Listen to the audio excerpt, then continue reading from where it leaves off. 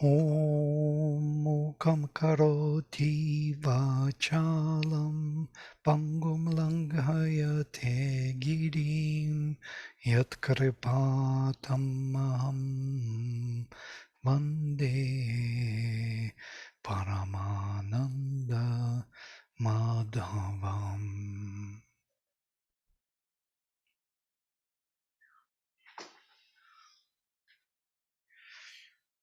You see, I got a new chair, armchair, behind.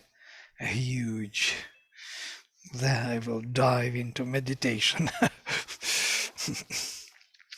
Was always wanting to have that big chair here. Great. So we stopped in number 10.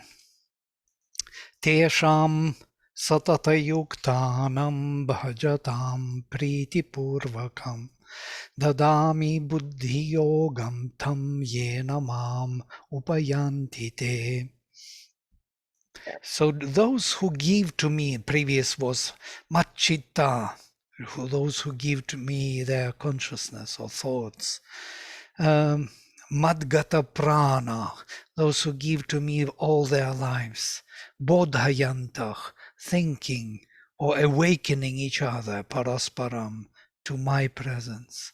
Kathayantasya mam nityam, speaking about me non-stop. Tushyanti cha, ramanti cha, rejoicing and deeply being satisfied with this presence of mine. Tesham satata yuktanam, there constantly united, bhajatam, constantly loving me, priti purvakam, being fully in love with me, dadami, to them, yogam, buddhi yogam tam, I am giving to them the buddhi yoga, by which yena mam upayanti te, they come to me. This is quite interesting. So he kind of will tune our mind and we will have indications. We will have thoughts of particular kind, our higher thoughts, which would lead us towards the divine. So first there is this bhakti, this awakening of love, and giving totally one's consciousness and life and constantly inspiring each other by my presence and speaking about me non-stop and rejoicing in my presence. Of them, to them I give this buddhi yoga by which they will come to me. It's quite interesting.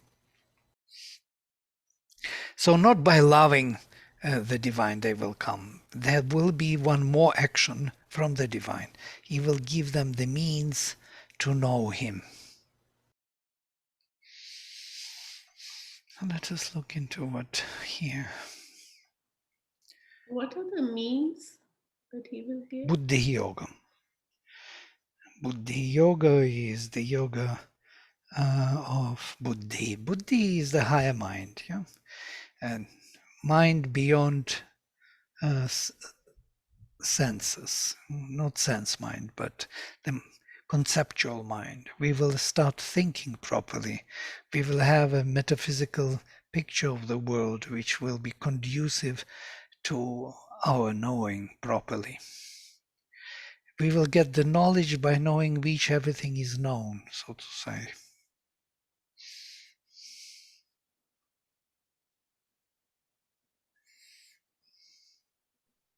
So, Vladimir, is this the spiritual knowledge that comes for if anyone is awakened and open to that knowledge that's coming down? But it may take different forms. Yeah. Or be given interpretations. Yeah, absolutely. We can have our own languages, our own interpretations, but they will be always in connection to the divine. Yes? Right. Because one can interpret the same event in many ways, yes, Mm. in infinite ways. And in many of them can be those who are leading us to the divine and those who are leading us away from the divine. Even true knowledge can also lead us away from the divine. That's why your mother says, let me know what you want me to know. I don't want to know everything. You know, why should I know everything if it is not leading me to you? So what's the point of knowing? It's just a waste of time and energy and life. Is it like some people have a lot of knowledge about many things, but you don't find any um, love of the divine in that knowledge? I mean, I don't mean love of the divine, but it's a lot of knowledge of the world and of how things can be. Mm-hmm. But you can sense it that the real thing is not there. Absolutely. Something like that. Yeah, absolutely. Some people speak very nice about things, look very knowledgeable, very scientific, but there's nothing coming from them. And nothing, when everything is explained, nothing is known, as Sri Aurobindo says. so they're explaining the explanations, and they interpret the interpretations, they present the presentations, and so they go on and on and on, multiplying infinitely all those branches of interpretations. And so what? At the end of the day, it's all just rubbish. Food for some kind of mind which is never meant to be even in contact with the divine. So can you say, Vladimir, they are talking more from intellect? Yeah, that's why Mother didn't like this mental knowledge, mentalizing the divine, talking about it as if we do not, as if we want it and know it, but we really don't. Our mind knows the words divine, light, truth, and we repeat these words as if they mean something, but they mean very little to us. Yes, they mean concepts. They don't mean the real thing. But notice, Sri Krishna says we should not misunderstand the mother, because every time I tried to speak about the divine, about the mother and Sri Aurobindo, I always was stopped by someone saying, no, it's not good to talk about it. Wow, something wants in me to talk about it. I cannot stop. And here in this chapter, in this line, we can see Kathayanta Shamam Nityam.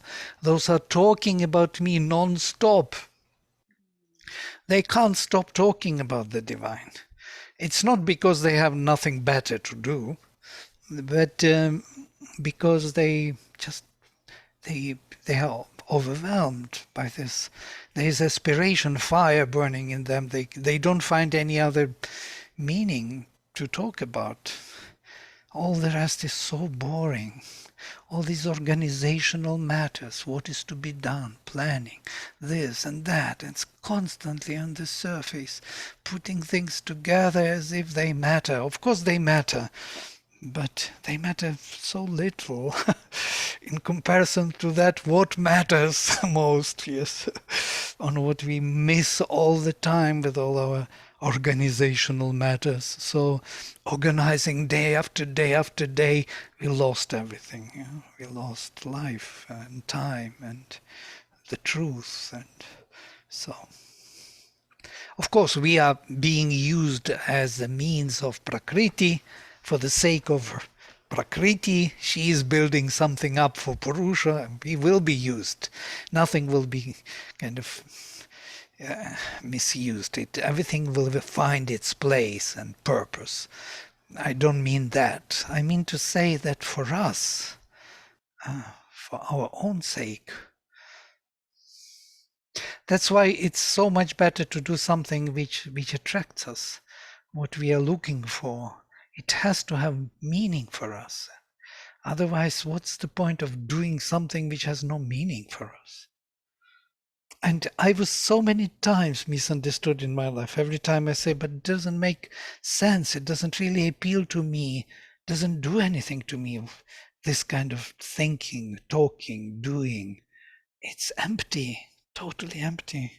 People say, oh, you're selfish. You always want it should have meaning for you. Yeah. Yes, of course I want. I want every action, thought, feeling to have meaning for me. Can we do that? How many things we do without meaning for us? It kinds of leads to a lifelessness and I don't know, a kind of not so good at the work if it is in contrary to your swadharma. Yeah. Lifelessness, yeah. Some kind of dry. And it affects your health also if the job is stressful. Yeah. Dolan knows this very well. Yeah, I can feel that when you were talking about your life, that was there already. You were looking for that meaning, and everything else does not make sense. Even if you are very well doing things, and everything fits together very well, fitting together is not really everything for us. Yeah. It's nature is fitting things, and you can be very disciplined and this and that and perfected in some action, but that is only part of life. Where is the meaning? Where is consciousness? Yeah. In my opinion, always there is consciousness, but sometimes we are obsessive controllers of what is going on. And I think this is the problem when we want to control too much. Control our thinking, control our environment, control our relationships. This, I think, is this bad use of the mind with an excess of control. Yeah. Is what I think. Yeah, every one of us has something to solve, some issue, definitely. These are the elements. Everybody speaks from his own need of what is required for him. Yes, of course. Absolutely. And yes, control also is, for me, less control is a problem. More, it has to have sense, meaning. I'm looking for meaning. Every word has to have a meaning. Every message has to say something. It cannot be just talking about nothing. So tiring, so exhausting, talking about nothing. So this kathayantascha mam nityam, and those who are speaking about me constantly. I think this is my svadharma somewhere. I love that idea of sounding the divine non-stop. Even for myself, I read aloud Rig Veda, I read many times, hymns, Svadhyaya, and everything is just filling in and in and in. All these vibrations, ideas, meanings. Then, even in normal things, I'm looking for these meaningful changes or meaningful events. They're all there hiding. You have to only see them. Even in ordinary life. Right, so he gives them Buddhi Yoga, and I think that is Buddhi Yoga, where you find the higher meaning in the ordinary life. So I guess I was kind of granted a little Buddhi Yoga for myself, which was kind of helping me to see the meaning in life. I think that is it, to see the meaning in everything, the divine meaning, not just ordinary meaning. I'm speaking about myself now, but truly speaking, it's a general thing. Try to not to promote myself or something. I'm just saying that I understand it like this now. Yeah, I think that's a lot of truth in that for sure. Mhm. And some people see the symbols of the divine through so much in the world, and that gives a rich meaning to life and to experience, just through recognizing in ordinary life many things which can be interpreted as symbolic of the divine or indicate the divine presence. Yes. Yes, and it is everywhere. When we start opening our eyes, when we have that buddhi, we will see that nothing is here ordinary. The sun, the moon, earth, cosmos, light, everything, the wind, the rain, the water falls from the sky, the greenery grows and flowers to the sky, the flame, the light, it's unbelievable, the darkness, the stars, everything is charged with the divine presence. And this is exactly the canto. This chapter is about this, Vibhuti Yoga. We will look for the divine in nature. That's why he starts with this. He gives the Buddhi Yoga. He gives the means to see the divine in everything. And then, Tesham eva nukampartham aham ajnanajam tamah nashayam yatma avastho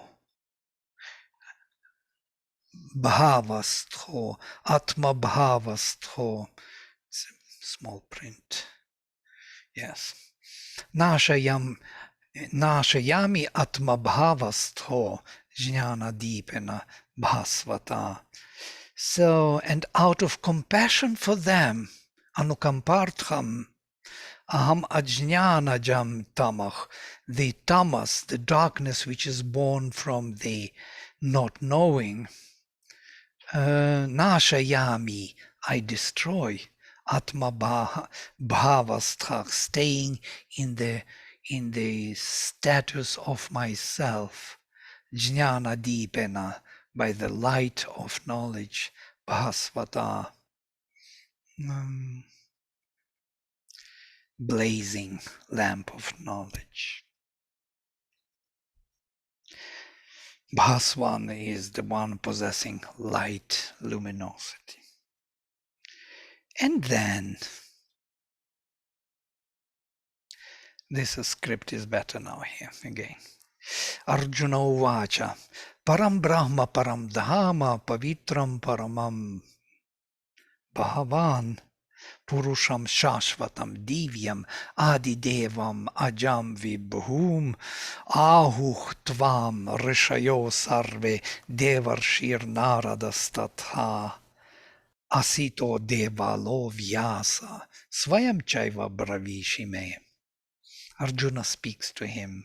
Arjuna says, Param Brahma, they call you Ahuh Tvam, they call you in the second.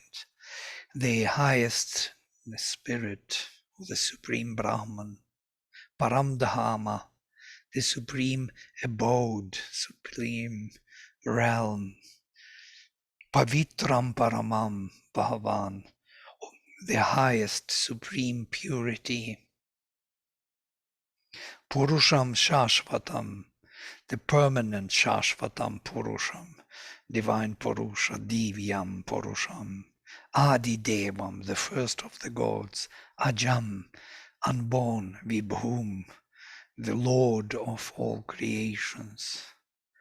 Ahuktvam, they call you, Rishayach Sarve, all the rishis, Devarshich and Devarishi Narada, Narada Tatha also. Asito Devalach. Asita Devalach is one of the sages. Vyasach. Vyasa is the composer of the Mahabharata. Swayam Chaiva Bravishime. But even you by yourself tell me about this. Who you are. You are the supreme. And then, yeah, there are few footnotes here. Arjuna, and thou art the supreme. Arjuna accepts the entire knowledge that has thus been given to him by the divine teacher. His mind is already delivered from its doubts and seeking. His heart turned now from the outward aspect of the world, from its baffling appearance to its supreme sense and origin and its inner realities. He is already released from sorrow and affliction and touched with the ineffable gladness of a divine revelation. The language in which Arjuna voices his acceptance emphasizes again the profound integrality of this knowledge and its all-embracing finality and fullness. And number 2, he accepts first the avatar, the Godhead in man, who is seeking to him as the supreme Brahman, who is speaking to him as a supreme Brahman, as a supracosmic all, an absolute of existence, in which the soul can dwell when it rises out of this manifestation and this partial becoming to its source, accepts him as the supreme purity of the ever free existence to which one arrives through the effacement of ego in the self's immutable impersonality, calm and still forever. He accepts him next as the one permanent, the eternal soul, the divine Purusha. He acclaims in him the original Godhead, adores the unborn, Ajam, Avyayam, who is the pervading Vibhum, indwelling, self-existing master of all existence. All the rishis say this of thee and the divine seer Narada, Asita Devala, Vyasa, and thou thyself sayest it to me.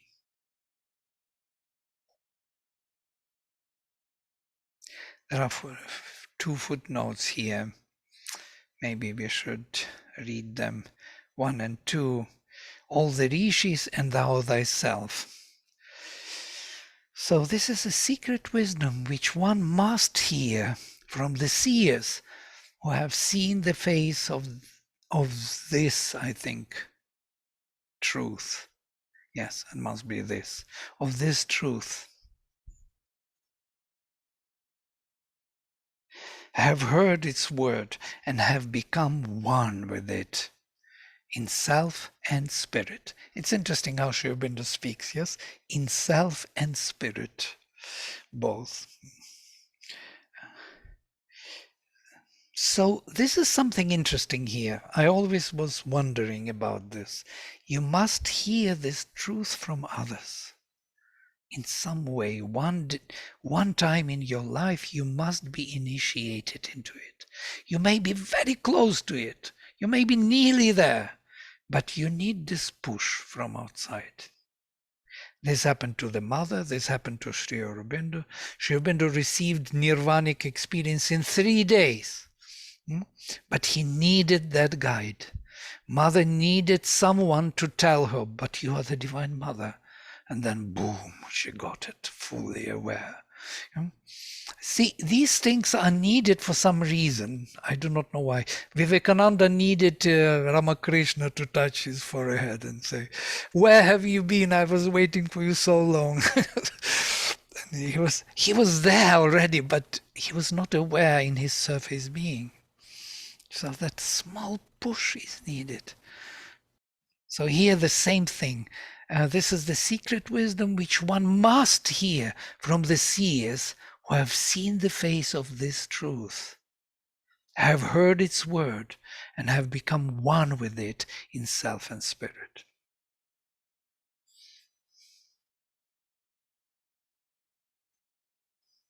The initiation is needed for some reason. I do not know, it's some kind of magic on the surface. When this inner being meets inner being on the surface and something happens. Yeah?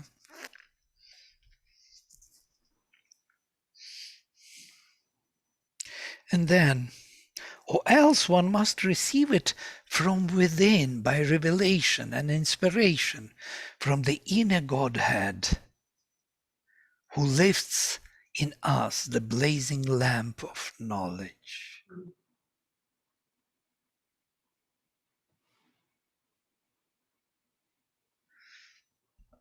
So it can be an inner initiation or an inner realization also, if one doesn't get it from outside.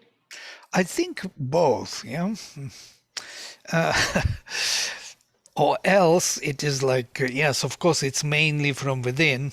As Sri Aurobindo beautifully describes, who is the teacher outside is the one who awakens in us the inner teacher, yeah? Inner being, who will teach us from within.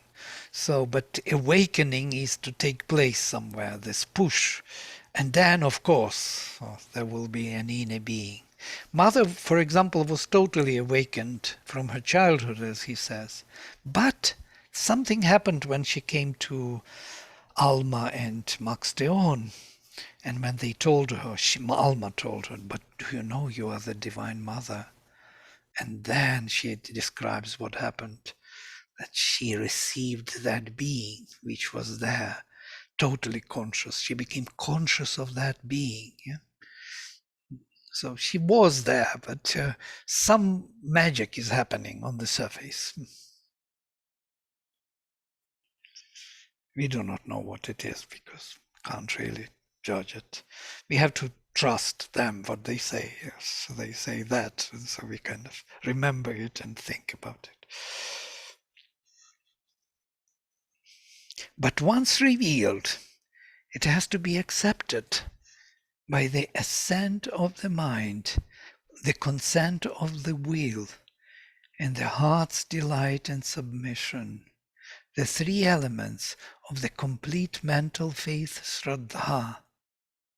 It is so that Arjuna has accepted it, but still there will remain the need of that deeper possession in the very self of our being and out from its most intimate psychic center, the soul's demand for that permanent, inexpressible spiritual realization of which the mental is only a preliminary or a shadow, and without which it cannot be a complete union with the eternal. Now the way to arrive at that realization has been given to Arjuna. This is most probably that mysterious thing we are trying to figure out. Yeah? That connection, that gathering all the parts of the being into one, that they make sense. It's like you put all the puzzle pieces together and you see the picture. We need some correlator from outside with knowledge, guru.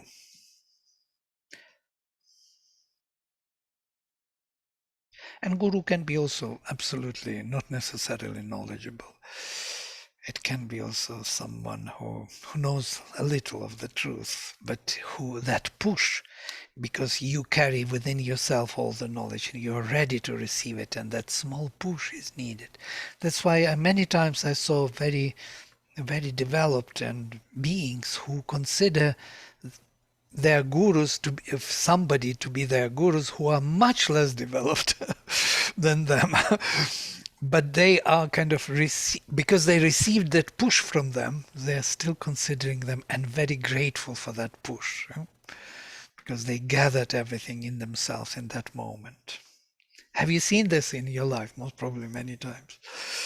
That the gurus are much less developed than these disciples. Oh, the example of Sri Aurobindo and Vishnu Bhaskar Lila, is the best example actually for this. Yes, and there have been other examples also in Indian literature. If you read spiritual literature, many teachers who were actually not literate from the worldly point of view, but they were realized beings. And they had a vast following, but their behavior was very eccentric and not one of educated person. Yeah. And nevertheless, it does something. Of course, it is better not to be stuck with the teacher, as Ramakrishna was saying. Yes, my students are like the birds which are crossing the ocean, and they find me as a ship in the ocean, and they come and rest on the ship, on the boat, and then they try to travel again, and they fly long way, and then they find nowhere boat to rest, and they come back to this previous boat to rest again. So they were flying in vain. They come back to sit again to rest. So this is a good image of that students come back to the teacher, though they have to fly forward. It certainly is. And it reminds me of a story of Sri Aurobindo having a disciple come to him who had a guru. And he considered, the disciple considered the guru to be less appropriate for him, less knowing than Sri Aurobindo. And Sri Aurobindo advised him to stay with his guru because of that consistency of sort of continuing with whoever gives you that inner initiation, I guess, is the idea. There could be some more to it which he didn't say, that disciple needed at that particular guru to work out something in his nature. And Sri Aurobindo with his vision would be too much for him. And that's the mercy of the teacher, telling him what is the best for him. The same with Mother and Sri Aurobindo they did when they looked into the photo. They said to the person, if you come, this, what will happen. If you don't, you will be progressing faster, you will develop much faster, and so on. So they were very merciful in that sense. They didn't consider themselves to be important.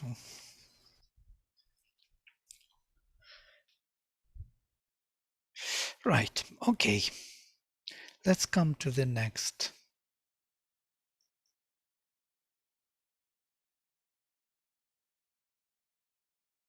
Sarvam etadritam manye yan mam vadasi keshava nahi te bhagavan vyaktim viduh deva nadanavah svayam evatmanatmanam vethatvam purushottama bhuta bhavana bhutesha deva deva jagatpate.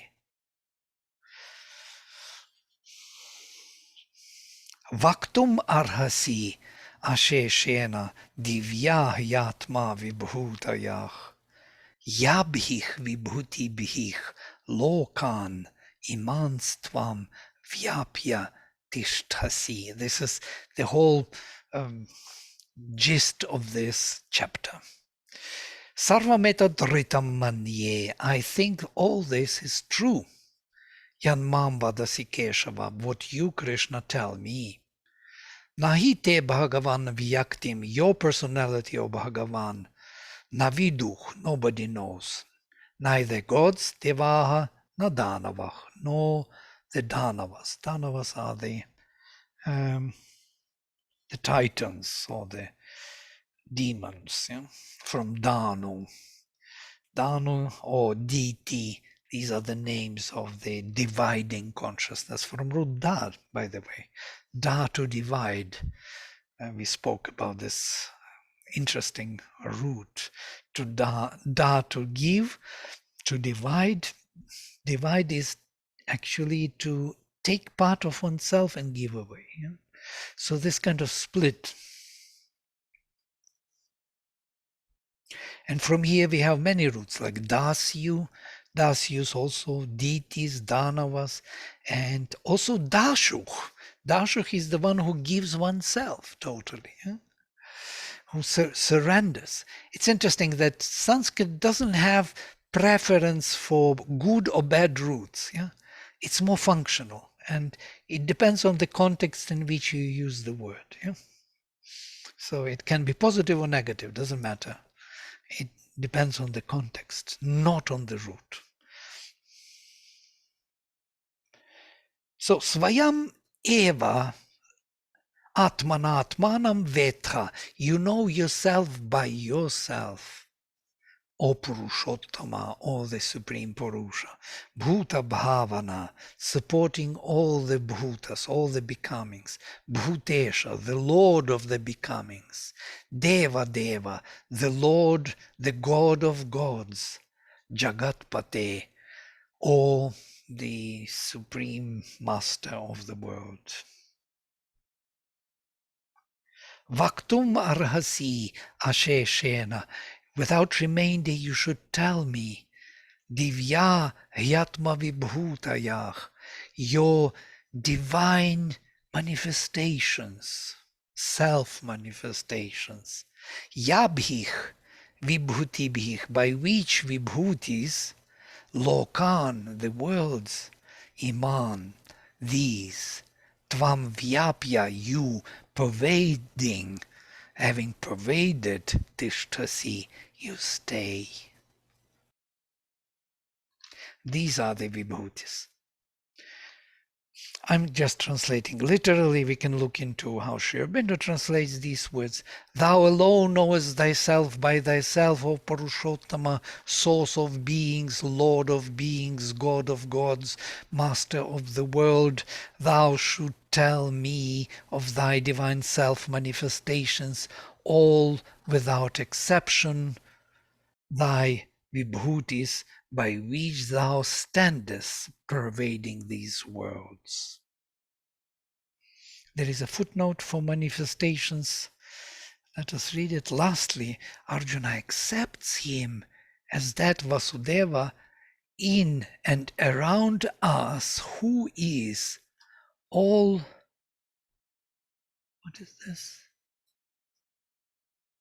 Things, I think things. Who is all things here, yes? By virtue of the world pervading, all inhabiting, all constituting master powers of his becoming, Vibhutayah. We know this word Vibhuti in a different context, yes, like partial manifestation. There were many Vibhutis of Sri Aurobindo and the mother before, yes. It's a partial manifestation of the being, when the being, the true being, pervades and stays in a particular form, or in particular event, in particular personality, partially.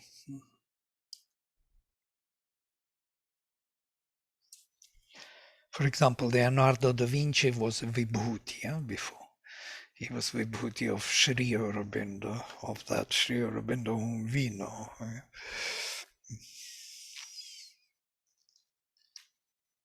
But here Vibhuti is taken in the vaster sense. He wants to know the presence of the divine in all possible formations in nature. He wants him to tell where, how can he see him in nature, in the universe? Where is he hiding? Who is he here? So his faith is deep now. He's looking for the divine in nature, like Mirabai was looking, and seeing Krishna everywhere.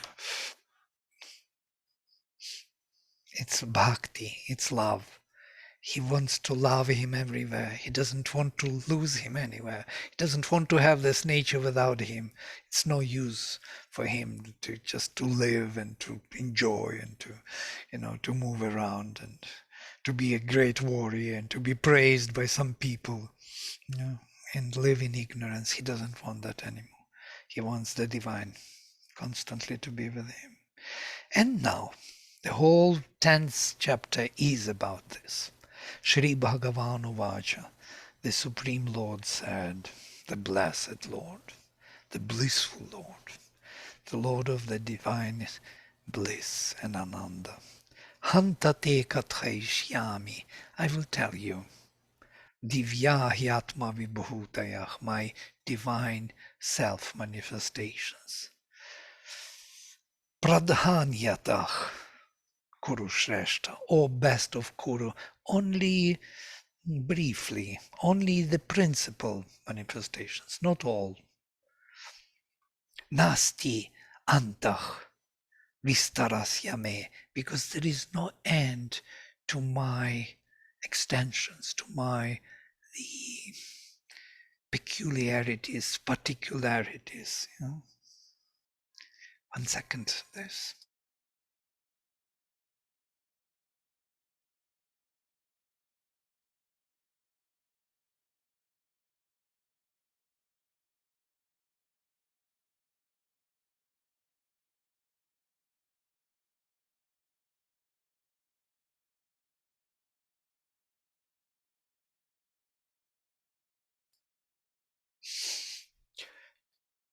And it's quite interesting that he mentions this to him, yes? So I will tell you only in principle, pradhanyatah, and not vistarena, so to say. Vistarasya me nasti antah. There is no end to the vistara, to the details of my manifestation, because they are everywhere, infinitely. You can find them. It's like this. In the mathematics, they have this fractals design. Yeah, you can go deeper and deeper and deeper into microcosm, and you will see always the surprise of the presence of the divine. Aham Atma Gudakesha, I am the self. Sarva Bhuta Ashaya Sthitah, staying in the heart of every being, or abide in every being, let us say. Aham Adich Cha Madhyam Cha Bhutanam Anta Eva Cha. I am the beginning, the middle, and the end of every becoming. Now, this is the most, if he is all that, so what else is there to say? Is there something else to be pointed out after this? Yes, there will be more. Adityanam aham Vishnu. Among Adityas I am Vishnu. Jyotisham Ravir Anshuman. Among the luminaries I am the sun, full of rays. Marichich Marutam Asmi. Among Maruts I am Marichi. This is also very interesting from the Vedic perspective. Who are Maruts and who is Marichi? Nakshatranam aham shashi. And among nakshatras I am the moon.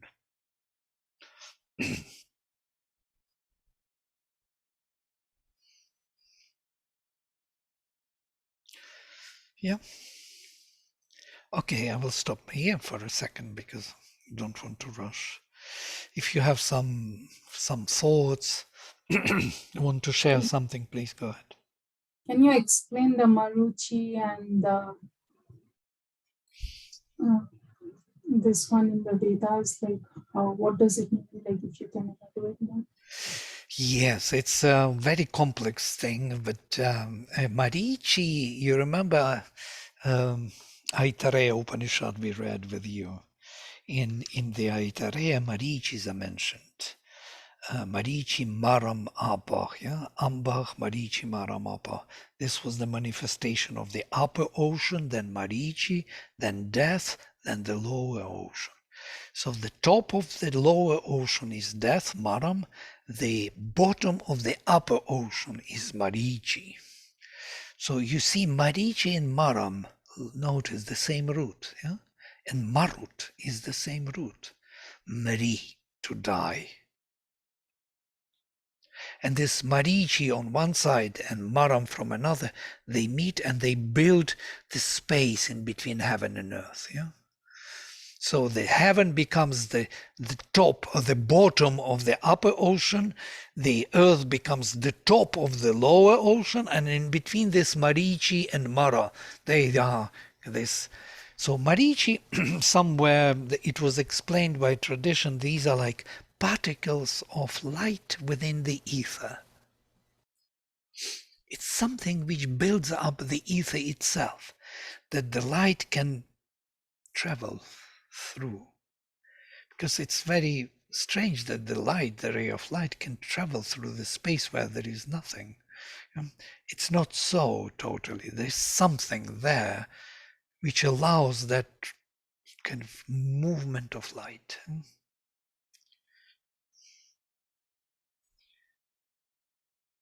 It's the space which is holding the universe together. Marichi, these particles which are holding everything together. And Marut Mari is interesting because it is also it's not only death, it's also constant transformation, constant change, yeah, of the form from one form to another. The law of preservation of energy is maintained by Marichi and Mara. Constant shift from one form to another, constant adaptation of one form by another.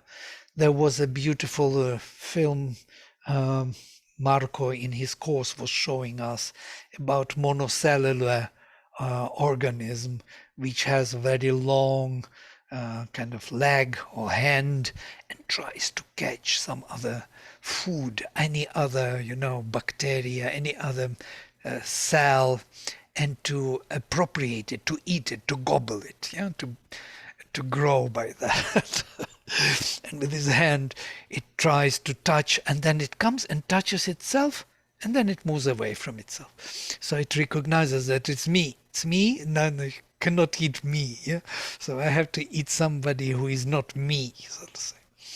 So this is the I think inbuilt oneness, seeking oneness to be manifested in the world on the physical level. Yeah. So constant change and shift from one form to another because these forms are separated by time and space, and how for them to come together. It's only by interacting, by gobbling one another. Either this form eats this form and becomes something, or this form eats this form and becomes something. Doesn't matter who eats who. Matters that they want to be one, bigger one. They're seeking oneness constantly. Makes sense. It's a kind of strange thing, yes? Eating each other and seeking oneness. It's love. It is that impulse of love to eat each other. But because it's in divided time and space, it looks like ignorance and looks like suffering and so on. We don't like to be eaten. We want to eat.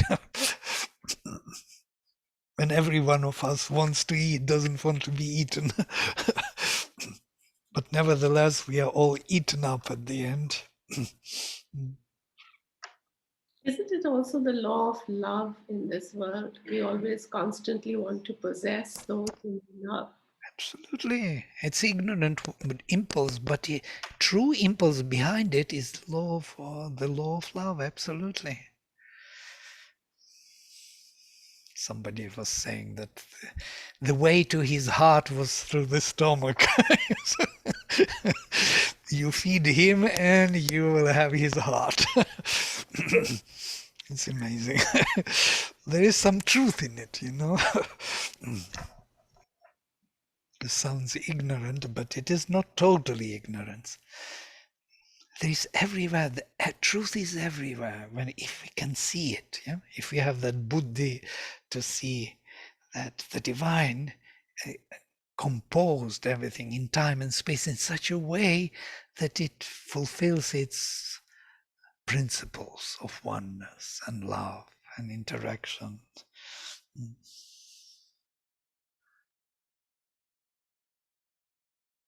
So, and among Adityas, he's Vishnu, of course. Especially now, he's avatar of Vishnu. Vishnu is the Vedic deity. Vishnu is explained as the power which holds heaven and earth separately. It's that in later Puranic tradition, it is the one, the upholder, the one who maintains the duality, who is not destroyer, but the maintainer.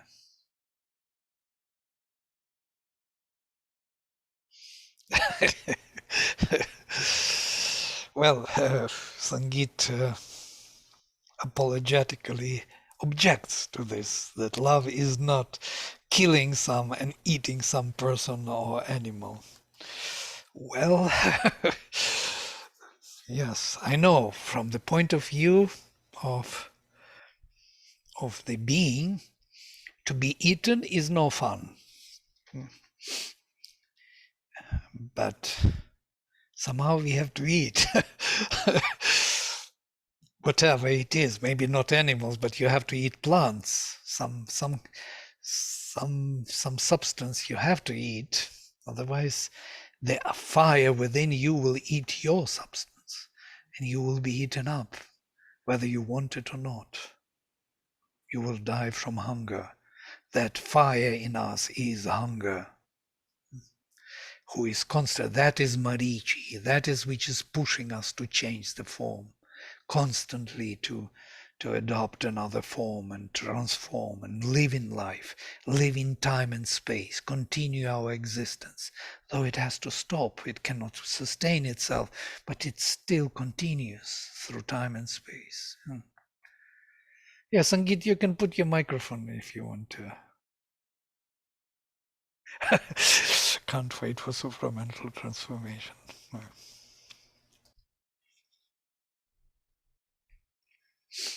Well, supramental transformation will be also of that kind, where you would see the meaning in the animal nature, and if we have this divine look at nature, there will be no more judgment of what is happening in the world.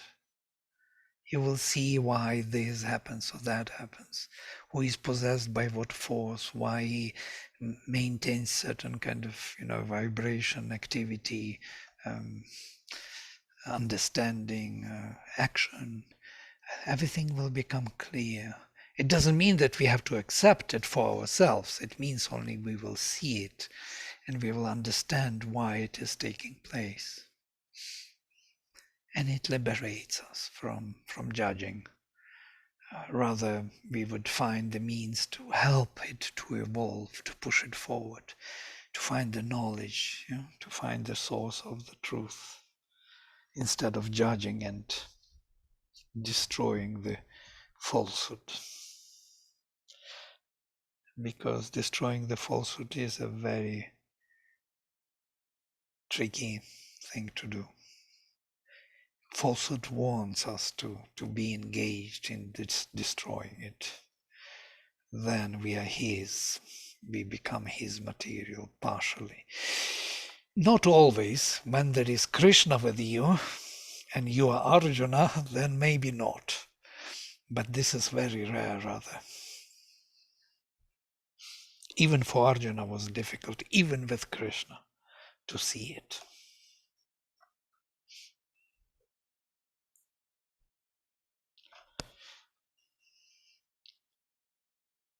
And nakshatranam aham shashi. You know that the moon, Soma or Chandrama or Chandra or Shashi. Shashi is an interesting word. You know what Shashi means. Most probably Indians know all about this. Does it mean something cool? Yeah, Shashi is from Shasha. Shasha is the rabbit. With the rabbit. It's the one who has a rabbit on it. If you look at the moon, you will see the rabbit on the moon. It's funny. It's a funny word. I am with the rabbit, he says, among nakshatras, literally. But here the moon is the husband of all the nakshatras, yeah, of all the greater cosmos. He moves from one nakshatra to the other during the day. Moon is traveling through all the cosmos, makes the whole circle, visits all the constellations in the sky. There's something happening there on that scale. Moon, as I think it as magnifying glass of all the influence of the cosmos, bigger cosmos, onto the earth. And we who feel the presence of the cosmos through the moon, moon is magnifying, amplifying the influence of the greater cosmos onto us. We somehow interact with that greater cosmos through the moon. It's like a resonance of some kind, which creates this connection. So is the moon male in some contexts and female in others?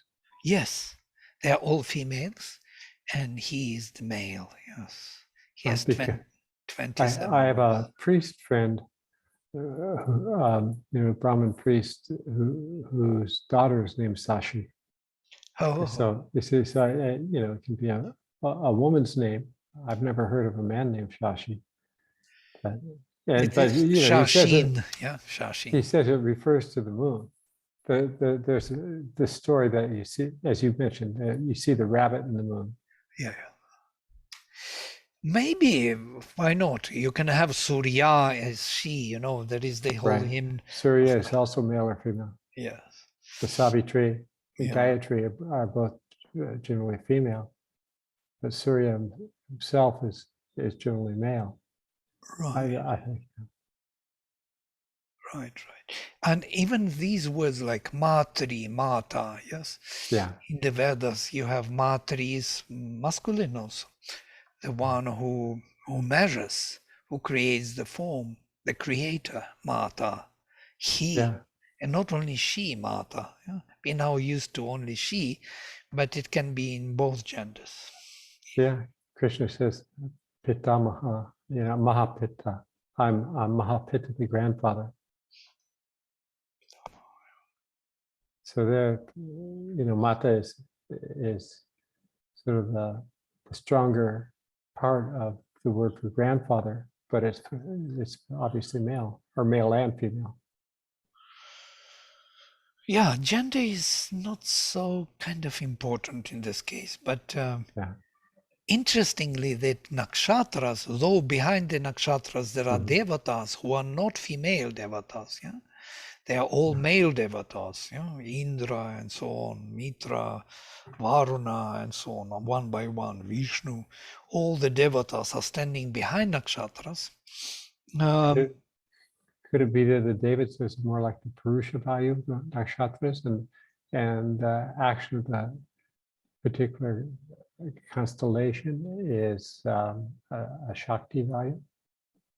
Could be, some kind of essential representative of that devata is the nakshatra, yes, which Shashi takes as their wives, and he is also Chandrama or Soma is marrying Surya. On one hand, he marries all the 27 nakshatras of the bigger cosmos.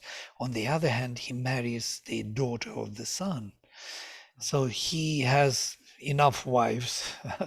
But it's quite interesting that this Surya is from our solar home, whereas nakshatras from the bigger cosmos. So we have the solar home relations, and our soul is related to Devayana, solar home, towards the sun, and other is towards the moon and the bigger cosmos. So we have two relations within ourselves, with the solar home and the bigger cosmos. And solar home has something to do with Vishnu, by the way. This is interesting. And Shiva has something to do with Shashi. But here he says that he is the Shashi. But this is normal for this text, to be identified with everyone. Because the way he uses nakshatra here is not the sense that's used in Jyotish, where it's 1/27th of the entire zodiac. But it fits to say nakshatra namaham shashi. That fits with the idea that he is the essence in all of these names he gives himself. His vibhutis are always taking the foremost or representative, prototypical. And in that sense, if the moon is the husband of all the nakshatras, then he's qualitatively different from all the nakshatras. And yet, as you said, kind of focusing or magnifying their powers. Yeah, it's a way of talking, magnifying, because Yeah. how could we understand that nakshatras are determining our birth and our qualities of our character, being, that particular muhurta of the time of our birth, yes. And so how could they constitute our particularities in character, mental, vital, and so on, health, and the whole destiny is built by them. They give us the time, and also they want to get from us our feedback, so to say, our percentage, our experience. They want to perceive it, to get it for themselves. They're investing into us like bankers, their money, their material, and we carry it out. And once we finished our life, we have to give back the percentage, so to say, to the bankers. They want that percentage. That's why they invested.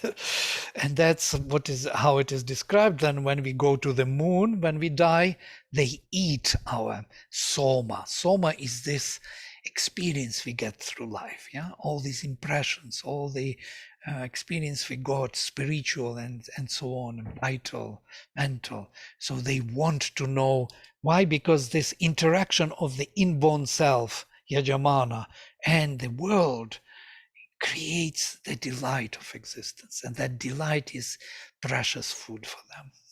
They want to know the impression of the embodied self, of the divine perceiving its own world. They want that food. Yeah? That's how they grow, how they change, how the cosmos grows, how cosmos can evolve. Cosmos cannot evolve without us and our impressions, our experiences. They are interested in getting it from us. This is a new concept for me, that the divinities have to sort of eat what remains of our experiences after we've shed the body. It's described in Chandogya. When we travel to the moon, they eat us until we are empty, and then we fall back on Earth again. But why they eat us? Who is eating us? Those who invested into our birth, into our chart. But is it something where by eating us they lose, or we lose and they gain?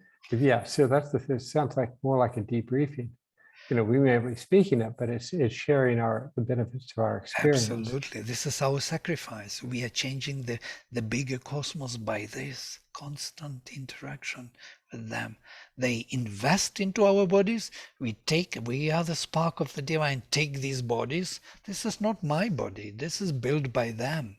They gave the material, physical, vital, and mental. It's all them.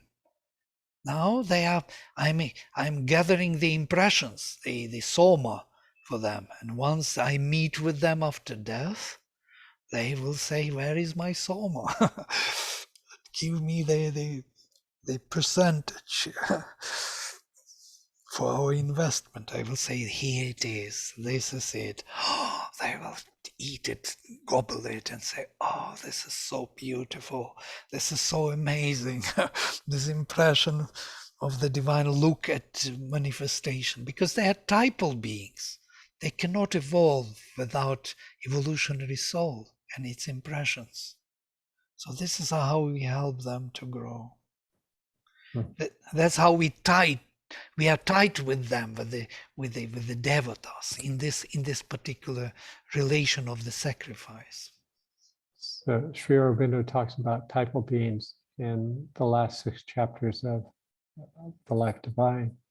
Does he talk about the devatas kind of harvesting that's experienced that way? No, this what I'm kind of telling you is my kind of understanding, which I gathered from what I studied.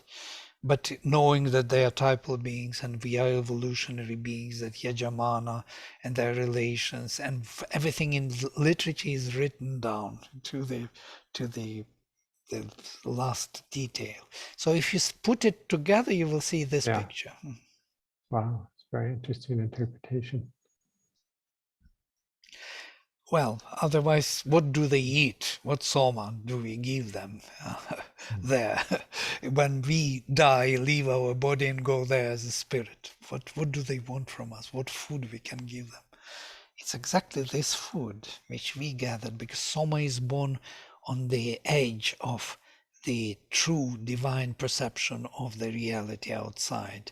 Something is being born, some sensual enjoyment of the divine presence here, kind of distilling out of closed being something true qualities of the divine, and that's the food for the gods. By that they grow, by that they become more and more aware of the supreme. By that they can change, actually. Otherwise they don't change. Without sacrifice they don't change.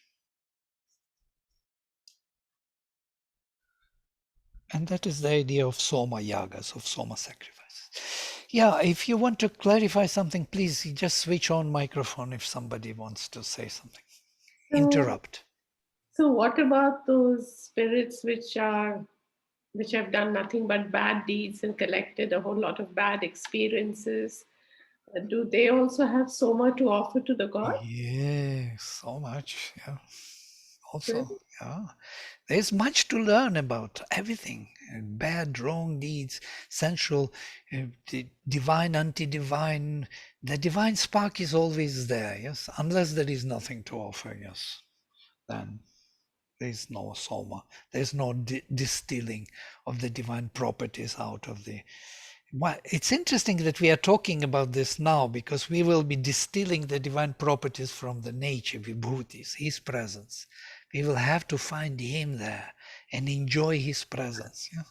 This is increasing soma. It increases that which we will feed our investors with at the end. It's our purpose here to transform and to make the universe grow and become aware of the divine. This is how we do it. Also, Shiva is portrayed as wearing the moon on his head. Mm-hmm. That is the portrayal of Shiva in the Hindu pantheon, that he wears the moon on his head. So, indicating a relationship, therefore. Right, absolutely. And he supports the first gods. And by the way, the whole Veda is more Shaiva. So you can see in the Jyotisha tradition that Shaiva would be more related to the nakshatras and the moon. Yeah? And wherever it is, as this Parashara would say, Parashara Shaktiya. So if you want to learn about the nakshatras, you have to go to Shaiva. I will speak to you about the grahas. Yeah? And when he speaks about the grahas our solar system. Yeah? These are the planets within the solar home. Solar home is very interesting being, because it is the sun in the middle, and then the rays, and then there are fences of the planets until the Saturn, yeah, and Saturn is the last fence of our system. So within this solar home, our soul is developing, learning from all the elements, Devayana. These are the great beings here, Jupiter, Shukra, all these beings are also doing something to us. They give us a lot of knowledge and support in the growth of the soul. And Surya is our, of course, Aditya is our home or our origin from which we came. We all came from the sun, as Shatapatha Brahmana says. We are all the rays of the sun here. It's our home. We came from there and there we go back. It's the gateway to the beyond, to the transcendental. So if we want to go beyond this universe, we should go through the sun. There is no way out. If we go out somewhere looking for the way out, we will never find it. It's an infinite space. But if you want to go to the transcendental, you have to enter the sun. This is the gate. Quite amazing, yeah? Beyond the sun, there is the transcendental Satchitananda. I'm speaking now mythology, of course, religion, but there is something about it which kind of triggers in us some understanding. Yes, Martha, you want to say something? Yeah? I was just thinking that related to symbol, I mean, all these are, all that you're describing are symbols of the higher reality, the deeper reality. Symbols, and because they are symbols of those other higher realities, they are partially higher realities also here in the divided world of time and space. Yeah, that's Yeah. so true. Yeah, it's the surface of that higher reality here, representative, as a symbol is a representative of it. We are all symbols of some higher realities, doing something strange here, interacting in a very strange manner, collecting soma, and and giving this soma to the typal beings, devatas, to grow in consciousness. And ourselves grow by that. So we are transforming ourselves and the cosmos at the same time. It's a very clever arrangement, actually. Nothing is wasted here.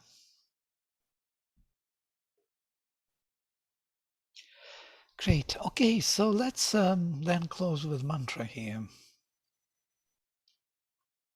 And we will continue next from number 12, or 22, sorry. Among all the Vedas, I am Sama Veda. We will look into it next time. Om Sarve Bhavantu Sukhinaha Sarve Santo Niramayaha Sarve Bhadrani Pashyantu Ma Kaschit Dukkha Bhag Bhavet. Om Shanti Shanti Shanti. Shri Gurubhyo Namaha. Harihi Om.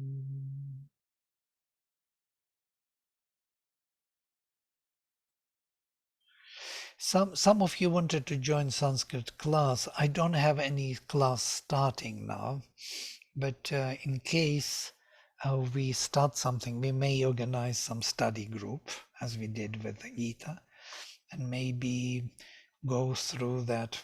We had quite a few things with Sanskrit, introduction to Sanskrit language, foundations, fundamentals of Sanskrit from the point of view of Sri Aurobindo and etymology already.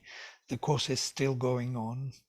We went into the second half, but it's not studying Sanskrit. Yeah, if somebody of you wants to really study grammar, this is altogether a bit different thing. it's a lot of work, homework every day, reading, writing, remembering. There are few of our members doing it. That is the Teresa and Ruthie, and they are quite well actually. They went far. They already read and write and make exercises, compose their sentences, so learn mantras.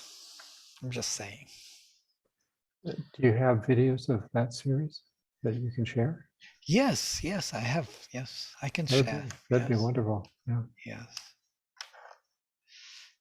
Great. Especially if you tell us which ones are more based on the philosophy and understanding of how it relates to the mind in our evolution.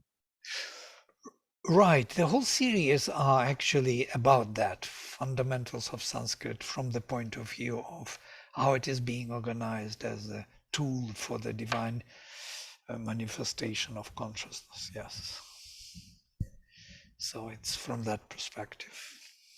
It interested me when you described the course that you were contemplating starting with 10 lessons on the fundamentals before you got into the details of grammar. Right. Many of you already did this. Siegfried did. I do not know what Siegfried. Do you have any impression from that course, or everything is gone somewhere? You went through the number part 1 and even part 2 you're doing, which is much more different. Yeah, I'm enjoying the how deep and profound can be this perspective to learn Sanskrit.